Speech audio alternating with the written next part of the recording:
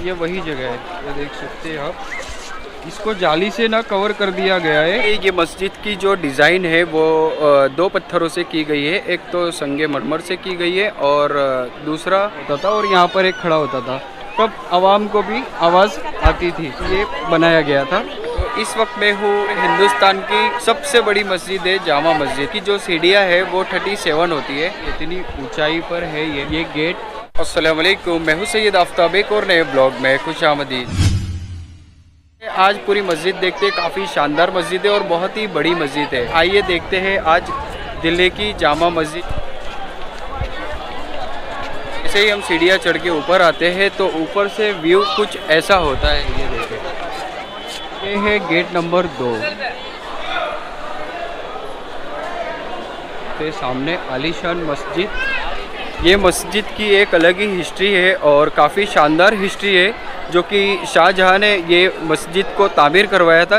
ये gate number 1 है, ये गेट नंबर 2 है जो कि बहुत बड़ा है, गेट नंबर 2। ये देखिए काफ़ी शानदार क्राउड है यहाँ पर और एनी टाइम यहाँ पर 365 दिन इतना ही पब्लिक होती है और टूरिस्ट भी आते हैं यहाँ पर। फॉरेन कंट्री से भी लोग आते हैं। हाउस के पास ही बना हुआ है।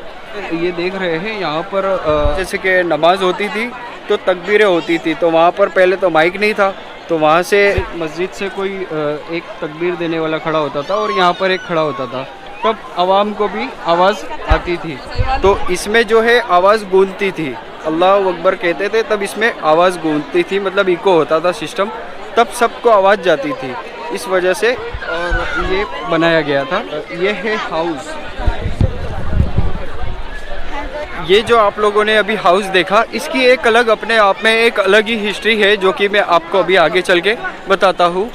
तो ये देखें हाउस यहाँ का, जिसमें हम वज़ू करते हैं और फिर वज़ू करके नमाज अदा करते हैं। जैसे कि मैंने आपको कहा कि हुज़ूर नबी करीम सल्लल्लाहु अलैहि वसल्लम जो कि यहाँ पर तशरीफ़ लाए थे और उन्होंने वज़ू भी किया था और वज़ू करने के बाद उन्होंने नमाज भी अदा की थी। तो ये वही जगह है, ये देख सकते हैं आप।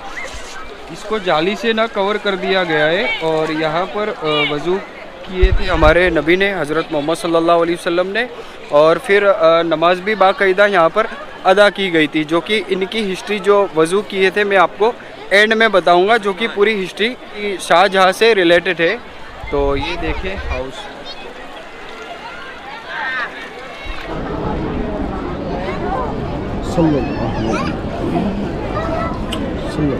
अब हम चलते हैं मस्जिद के अंदर और मस्जिद का भी व्यू देखते हैं। ये देखें,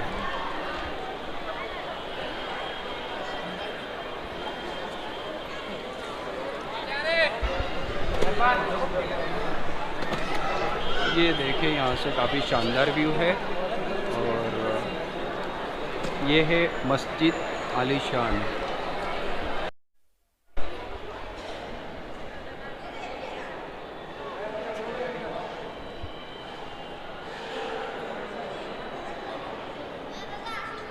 इतना एरिया जो दिख रहा है ना, तो ये सिर्फ ओनली फॉर नमाज के लिए है। बाकी आप पूरा घूम सकते हैं, किसी में कोई रोक टोक नहीं है। तो यहाँ पर आके आप लोग नमाज अदा कर सकते हैं। तो ये देखें काफ़ी शानदार व्यू है।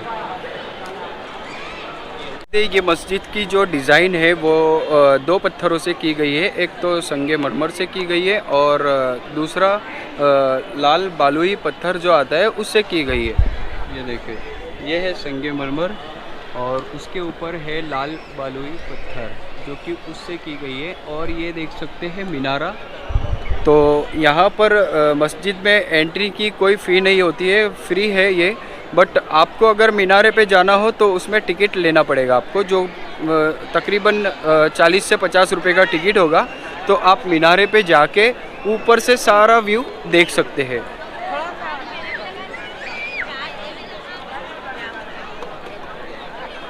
यहाँ पर जो भी बाहर से मेहमान आते हैं और काफ़ी दूर दूर से यहाँ पर लोग आते हैं, तो उनके रहने की सुविधा भी यहाँ पर की गई है। जो कि ये देखें, ये जो है उनके रहने के लिए जगह की गई है नॉर्मली। और ये देखें सामने जामा मस्जिद, माशाअल्लाह। इसकी डिज़ाइन ना काफ़ी शानदार है और तकरीबन ये मस्जिद को बनने 8 से 10 साल लगे थे ये मस्जिद की तामीर के लिए। और इसको शाहजहाँ ने बनवाया था। उन्होंने ये क्यों बनाया था तो मैं वो आके आपको बताऊंगा। सबसे पहले हम चलते हैं मीनारे पे, जो कि मीनारे से ऊपर का सारा व्यू देखेंगे, उसके बाद आपको पूरी हिस्ट्री बताते हैं। तो कैसा लगा आप लोगों को? तो चलते हैं यहाँ से मीनारे की तरफ और मीनारे से देखते हैं ऊपर का मंजर।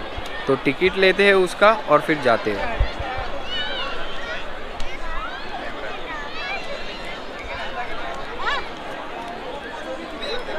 आप देखना चाहते हैं ऊपर से व्यू, तो आप मीनारे पे जाके व्यू देख सकते हैं। और टिकट अगर आपको चाहिए तो ये देखिए मस्जिद के जस्ट बाजू में है और यहाँ पर टिकट काउंटर है।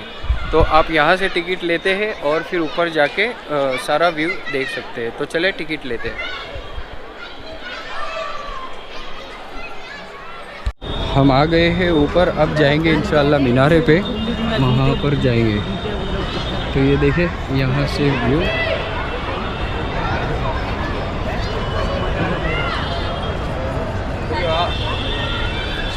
आपके सामने ये देखिए फाइनली हम आ गए हैं गुंबद के पास। ये देख सकते हैं यहाँ से व्यू।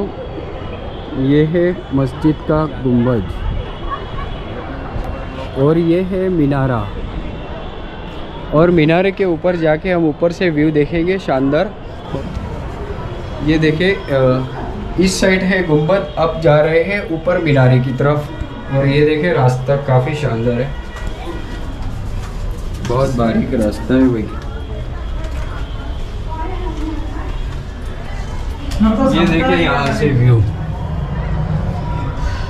ये जो है ना जगह पहले हवा के लिए, एयर के लिए रखा जाता था। तो ये एयर के लिए रखा गया है और पत्थर की वजह से और ज़्यादा डबल धमाल हो गया, मतलब कि एसी से भी ज़्यादा खूबसूरत हो गया। ये कुदरती एसी है भाई। ये देखिए काफ़ी शानदार व्यू है, ऊपर से बहुत ही मज़ेदार दिखने वाला है आप लोगों को। तो आप लोग ना वीडियो में निगाहें जमाए रखें। सो फाइनली गाइस मैं अल्हम्दुलिल्लाह आ गया हूँ। ये देखे इतना काफ़ी शानदार मंजर है यहाँ का। और ये देखे रास्ता कितना कठिन है।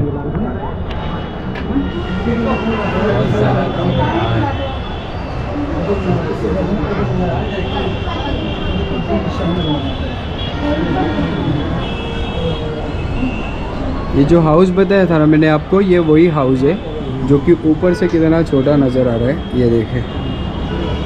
और ये है सामने मीना बाज़ार। ये देख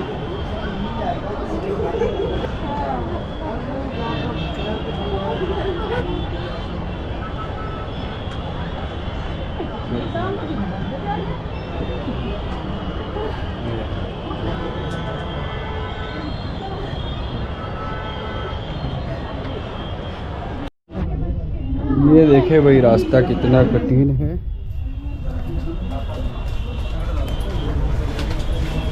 ये देखे आधा मीनारा मतलब उतर गए हम, तब जाके ये वाली जो बारी मिली। तो ये बारी से देखे कितना बेहतरीन व्यू है। और ये हमारे फैजान भाई पता नहीं कहाँ खो गए थे। दिन में 1 राउंड लगेगा तो 10 किलो कम। क्या बात है, मतलब फैजान भाई की हालत वही कम हो जाएगी। डाइटिंग कम करने के लिए मीनार। तो आते हैं उस वाक़ये की तरफ जिस वाक़ये ने ये मस्जिद को हिंदुस्तान में तामीर कर दिया। तो चले उस वाक़ये की तरफ हम बढ़ते हैं। शाहजहाँ को ख्वाब में ये मस्जिद दिखी थी जो कि अर्शे आज़म पर थी, और उन्होंने ये मस्जिद देखा था। तब उन्होंने फिर डिसीज़न लिया तमाम इंजीनियर को बुलवा के कि मुझे भी ऐसी मस्जिद बनवाना था। अब इंजीनियर के लिए बड़ा मुश्किल हो गया था कि जो ख्वाब में शाहजहाँ ने मस्जिद देखा वो मस्जिद को यहाँ पर बनवाना, तो बहुत मुश्किल हो गया था। तो इत्तेफाक से एक बार की बात है कि ईरान, फ्रांस, अफ्रीका, तमाम कंट्रीज़ से बुलाए गए थे इंजीनियर, और यहाँ पर ना वो डिज़ाइन बना कर दे रहे थे बादशाह को। बट फिर भी बादशाह को वो डिज़ाइन पसंद नहीं आ रही थी, क्योंकि बादशाह ने कुछ और देखा था अर्श आज़म पर ख्वाब में।